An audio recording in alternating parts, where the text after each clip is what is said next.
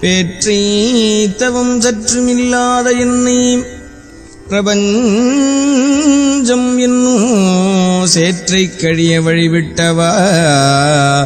செஞ்சடாடவி மேல்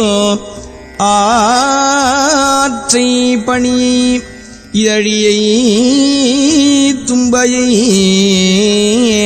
அம்புலியின் கீற்றைப் புனைந்த பெருமான் குமாரன் கிருபாகரனே.